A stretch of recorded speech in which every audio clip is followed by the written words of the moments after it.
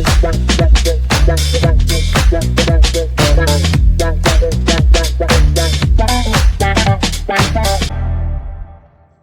Abend, willkommen zum Video. Ich starte eine neue Serie für Anfänger, die professionelle Embedded Engineers werden möchten. In diesem Video werden wir zwar ausprogrammieren, aber nicht auf die einfache Art, wie man es auf an Universitäten möchte, sondern so wie es ein echter Embedded Engineer tut. Very good evening to everybody. So today we are here with another video. In this video we are going to present that how we can program any embedded like any microcontroller in a professional way. So in this video, I have started a series of these videos, and in this series I will try to teach all the beginners or like those who want to learn professional embedded engineering, like how to code. In that case you are you are in the right place. So this series will be completely different. In this series we are going to have like a different way or like different approach of coding. If you go and talk in the university, we learn the normal way, just like present unstructured or just create a code, and in that case we just get our output. But that's not a professional way of doing any project or not doing any code. So like suppose if you are having that skill and if you're going in any embedded industry or any industry, in that case, like if you go and present your code, that will be quite good, that will be working, but that will not be acceptable by the committee or like your team members, because that's not a approachable way of doing anything. So in that case you have to adapt from now that the way of coding, that how you have to code and how you have to implement anything. So in this video I will try to explain that how a professional embedded engineers work and how they do the codings, and maybe that my knowledge will help you guys to get some success in your life. So yeah, so in this series a lot of things you will learn, a lot of new things, that how a professional embedded engineers write a code.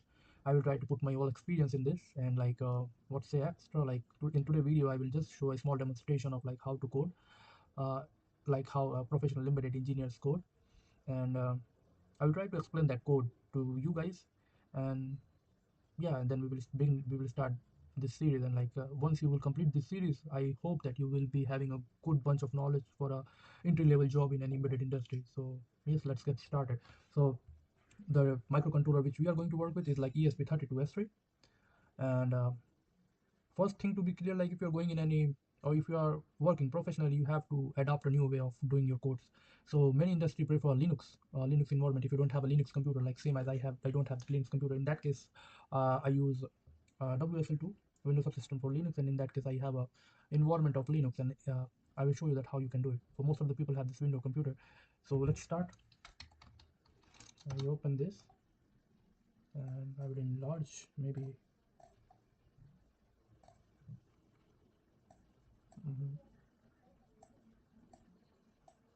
So I already built a project. I have a directory name for this series. So this series will be working YouTube, and I have already created a project. If you don't know how to create a project, just comment. I will show you that how you can create a project. Series again, we have a YouTube. I have already created this, and we will go in the main. I will show you first like how this project looks. We have this CMake list, main. In main also we have one more CMake list and SDK configure, and this is like how your project looks like.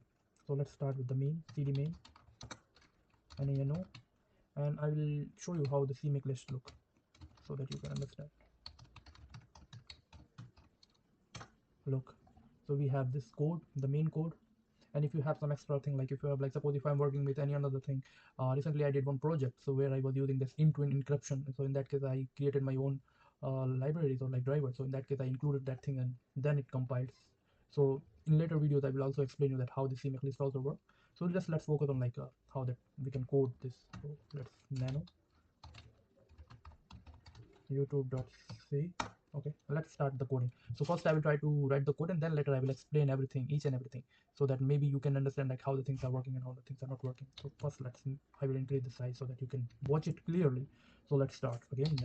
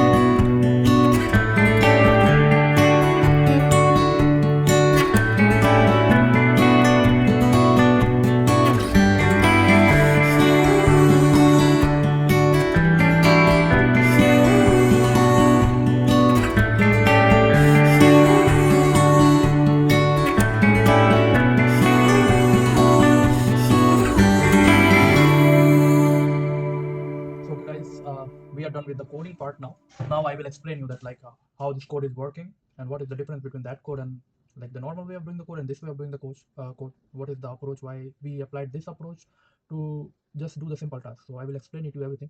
First, I will show you that you can do the same thing with this code also. I have already done it earlier, so you will understand.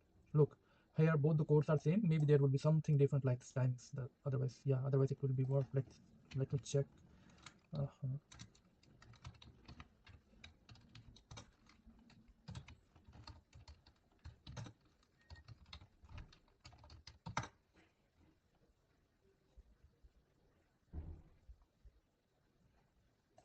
First, let me check that whether it's this code is right or not, because maybe there might be some issue in the formatting or like an expression, like I might be presented something wrong. So first, let me check it's working or not. Then we will discuss.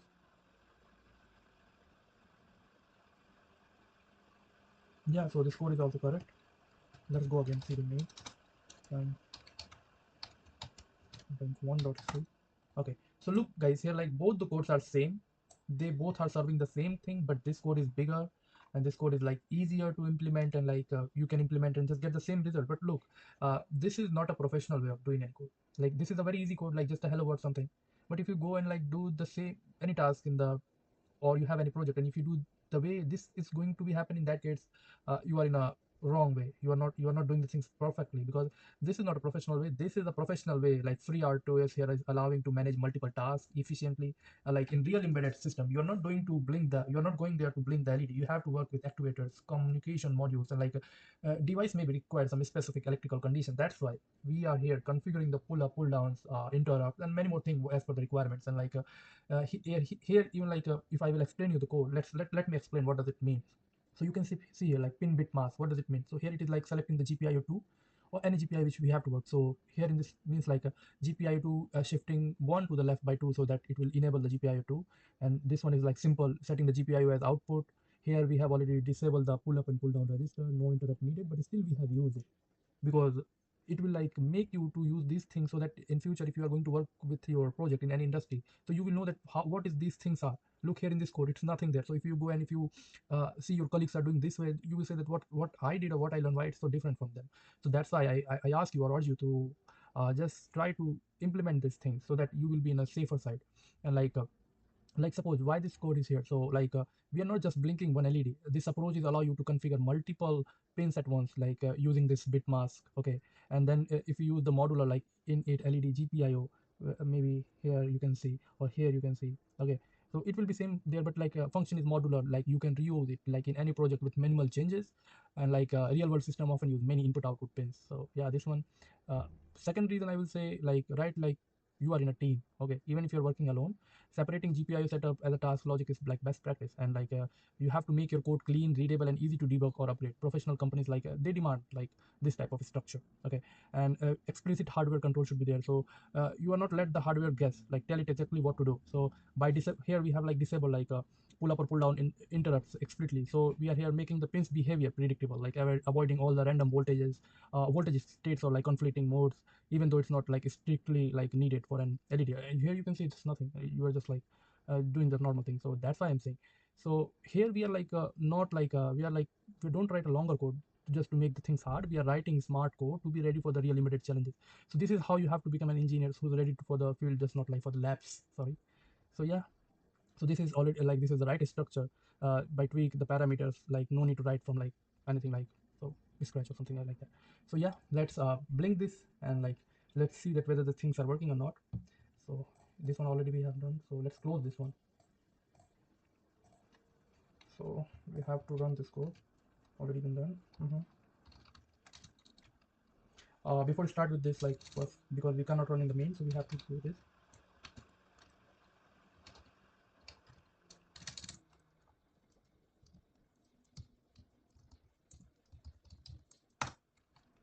First you have to make the changes in your board. So which board we are using? We are using IDF, or sorry, ESP32 S3. So we have to go like this, IDF dot py config. Just do the settings, component configure. Just find where is ESP system setting.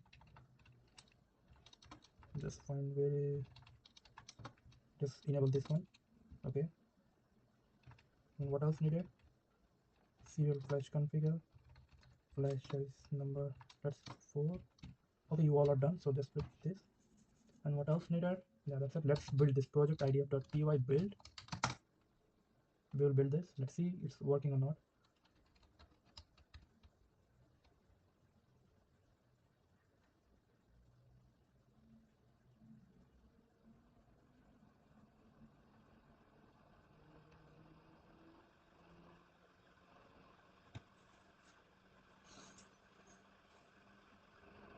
Yeah, so it's working. First, because I'm using this WSL2 because I don't have a pure Linux computer. Like I have this Windows, so I have to use this PowerShell and PowerShell run as administrator. Okay, and then I have already attached my device. So USB IPD, list. Let's see where it is attached. So on the port number 2, bus ID 2-3. So USB IPD attached. WSL 2-3. It's connected.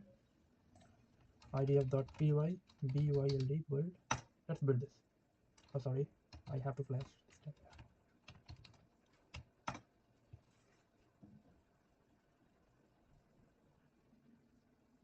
Yeah, it started working. I will show you the blinking. idf.py. Okay, I will show you the blinking of my LED. So maybe it's hard because I will down my device. I will take this off and you can see it how it's working. Look, this way also, this is also way of like doing it. Like I will ask you if you have interest to be an embedded engineer. In that case, you have to change the way of you are doing your code. Right now we are dealing with high level of coding.